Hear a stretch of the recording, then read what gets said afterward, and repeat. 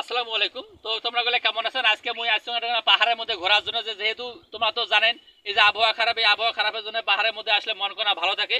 তো পাহাড়ের মধ্যে আসলাম, দেখি কোনো ওয়াংসুং পুংও পাওয়া যায় না এই পাহাড়ের মধ্যে বসবাসকারী। ওই যে একজন ওয়াংসিং পুং দেখা যায়, দেখি ডাক দেয়, ও ম্যাডাম এদিকে আসেন, তো নামেন, এদিকে আসেন, ওয়াংসিং পুং, ওয়াংসিং পুং আসেন আসেন।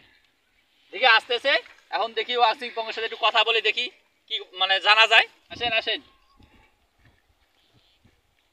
এদিকে আসেন ম্যাডাম, এদিকে আসেন। তো ম্যাডাম আপনি কি এই পাহাড়ে বসবাস করেন? হ্যাঁ, এই পাহাড়ে বসবাস করি। এই পাহাড়ে আমি জন্মগ্রহণ করছি, এই পাহাড়ে বড় হয়েছি। এই পাহাড় আমার মায়ের মতো। এক কথা, এই পাহাড় আমার মায়ের মতো, মা আমার মা। এই যে কিছুদিন আগে আমি মানে অনেক টিভিতে নিউজ দেখলাম আপনারা এই পাহাড় নিয়ে আন্দোলন করতেছেন, সেই আন্দোলনটা কিসের জন্য? আন্দোলন কি মানুষ এমনি এমনি করে? আন্দোলনের তো কারণ আছে, তাই না? সেটা কারণ কি? এই যে আমরা যদি দোকানে যাই, 1 কেজি লবণ আনতে গেলে সেনাদের বলতে হয়, 1 কেজি মরিচ আনতে গেলে সেনাদের বলতে হয়, ঘরে ঢুকতে গেলে সেনাদের বলতে হয়, বেড়াতে গেলে সেনাদের তাহলে বলতে হয়। সেনাদের বলতে হবে না? সেনারা আপনাদের নিরাপত্তা দেয়, সেনাদের বলে যাওয়া লাগবে না? নিরাপত্তা দেখ, তাই জন্য এরকম। আমাদের কি ব্যক্তি স্বাধীনতা নাই? আমাদের বাক স্বাধীনতা নাই? আরে উনি কি বলে? আপনি তো ক্যামেরাম্যান, আপনি ভালো ক্যামেরা ধরেন, আমি একটা ইন্টারভিউটা ভালো করে নিই। আরে ইন্টারভিউ পরে দেখেন উনি কি বলতেছে, শুনেন নাই আপনি? ওদেরকে বাক স্বাধীনতা দেওয়া হয় নাই, সেনাশন তুলতে চায় কেন ওরা? ওদের ওরা লবণ আনতে যায়, ওরা বম নিয়ে যায় ঢোকে, যে আন্দোলন করতেছে। আমি শুনতেছি। আচ্ছা, এই যে আমাদের ক্যামেরাম্যান জিজ্ঞাসা করছে আপনারা লবণ আনতে যায় বোম নিয়ে আসেন। যদি আপনারা লবণ আনতে যায় বোম নিয়ে আসেন, তাহলে সেনা শাসন কেমনে তুলবে আপনাদের এখান থেকে? এ মিথ্যা কথা, সেনা শাসন তুলতে হবে। কিসের মিথ্যা কথা? খালি মিথ্যা মিথ্যা। আরে মিথ্যা কথা বলতে বাঙালি খারাপ কথা বলতে দেয় না। হ্যাঁ বলেন।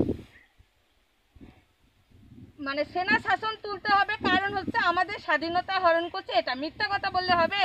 আমরা বোম রাখছি, এটার কোনো প্রমাণ আছে? এটার কোনো? আপনাদের দেশে থাকতে দেয়নি, দেশ থেকে বাইর করে দিছি, স্বাধীনতা নাই মানে? আরে আরিফ সাহেব, আপনি তো ক্যামেরাম্যান, এত কথা বলা যাবে না, চুপ করে থাকেন। আজকে কথা বলতে তো আচ্ছা চুপ করেন। এই যে আপনি বলতেছেন বাঙালি খারাপ, বাঙালি ভালো না, বাঙালি আপনাদের কি করছে?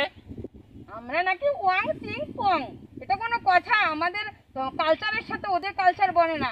আমাদের খাবার দাবার আলাদা। আমরা সাপ খাই, আমরা ব্যাং খাই, আবার হচ্ছে আমরা নাকি শুকরের মাংস খাই। তা খাবো না?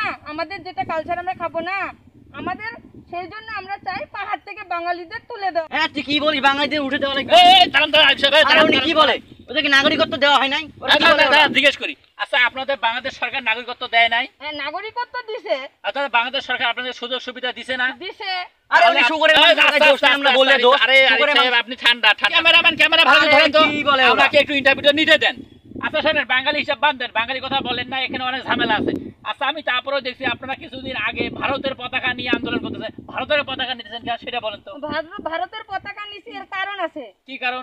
আমরা ভারতের মতো আলাদা একটা রাষ্ট্র চাই। ভারতের মতো আপনারা আলাদা রাষ্ট্র চান? হ্যাঁ, ভারতের মতো আলাদা রাষ্ট্র চাই। আমরা ভারতের সাথে অ্যাড হয়ে একটা আলাদা রাষ্ট্র চাই। আরে ওই কি আরে কি বলে ওই? আরে ভারতের সাথে রাষ্ট্র অবস্থাকে ভারতের আব্বা হয়। ভারতের যেগুলো পাহাড়ি রাষ্ট্রগুলি আছে ওমরাই আলাদা অবস্থা মানিকছে। আরে আরিফ সাহেব, আপনি ক্যামেরাম্যান, এত উত্তেজিত হয়ে যাবে না তো, আপনি চুপ করেন। কিন্তু বেশি কিছু হলে একেবারে ঠান্ডা। শোনেন, আমার কথা হচ্ছে আপনারা যে ভারতের সঙ্গে যুক্ত হয়ে আলাদা রাষ্ট্র চান, আপনারা খোঁজ নিয়ে দেখেন আপনাদের যে ভারত আছে না, ভারতের যে পাহাড়ি অঞ্চলগুলো আছে না, ওরা আলাদা হতে চাচ্ছে। আপনি কি এখানে ইন্টারভিউ নিতে আসছেন না পাহাড়িদের অপমান করতে আসছেন? কিসের অপমান? কি অপমান করা হয়েছে? আরে বাঙালি পাহাড়ি যে কোনো ছুবে না। আরে সাংবাদিক ছুবে না, পাহাড়ি যে ছুবে না, আমরা কি শুরু করছি?